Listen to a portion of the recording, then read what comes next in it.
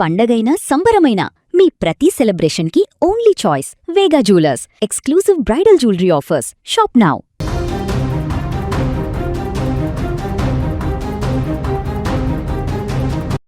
అతివేగం, నిర్లక్ష్యం మరో నిండు ప్రాణాన్ని బలి తీసుకున్నాయి. ప్రయోజకుడు అవుతాడని ఆశపడిన తల్లిదండ్రులకు ఒకే ఒక్క ప్రమాదం కోలుకోలేని శోకాన్ని మిగిల్చింది. మరో 2 నిమిషాలు ఓపిక పడితే ఆ బిడ్డ కళ్ళ ముందే ఉండేవాడు. అమ్మ వడ్డించే అన్నం తింటూ రోజంతా పడ్డ కష్టాన్ని మర్చిపోయేవాడు. విధి ఆ కుటుంబంపై పగబట్టింది. రోడ్డు ప్రమాదం రూపంలో వచ్చి ఆ ఇంటి పెద్ద కొడుకును పొట్టన పెట్టుకుంది. నర్సంపేట పట్టణంలో జరిగిన ఈ రోడ్డు ప్రమాదం స్థానికంగా తీవ్ర విషాదాన్ని నింపింది.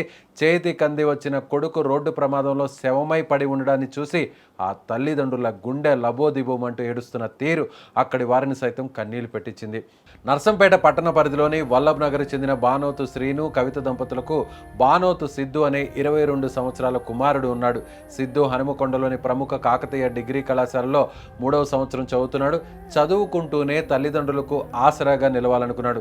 ఖాళీ సమయం దొరికినప్పుడల్లా నర్సంపేటలోని అంగడి కూడల్లో గల డీసీసీ బ్యాంక్ ఎదురుగా ఉన్న ఒక పండ్ల బండిపై పనిచేసేవాడు.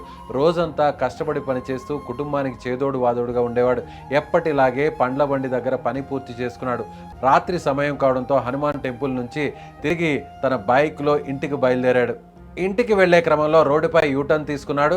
సరిగ్గా అదే సమయంలో ముత్తోజిపేట వైపు నుంచి ఒక బొలెరో వెహికల్ అతివేగంగా దూసుకొచ్చింది. ఆ వాహనం నడుపుతున్న వ్యక్తి అప్రమత్తంగా లేకపోవడంతో యూటర్న్ తీసుకుంటున్న సిద్ధు బైక్ను బలంగా ఢీకొట్టింది. ఈ ప్రమాద తీవ్రత చాలా ఎక్కువగా ఉండడంతో సిద్ధు బైక్ పై నుంచి రోడ్డుపైకి విసిరి కొట్టినట్టుగా పడిపోయాడు. తలకు, శరీరానికి బలమైన గాయాలు కావడంతో రక్తం మడుగులో అక్కడికక్కడే ప్రాణాలు విడిచాడు. ప్రమాదం జరిగిన వెంటనే స్థానికులు అక్కడికి చేరుకుని కాపాడే ప్రయత్నం చేసినా ఫలితం లేకుండా పోయింది. అప్పటికే సిద్ధు శ్వాస ఆగిపోయింది. సమాచారం అందుకున్న సిద్ధు తల్లిదండ్రులు శ్రీను, కవిత ప్రమాద స్థలానికి చేరుకుని కుమారుడి మృతదేహాన్ని చూసి కన్నీరు మున్నీరుగా విలపించారు.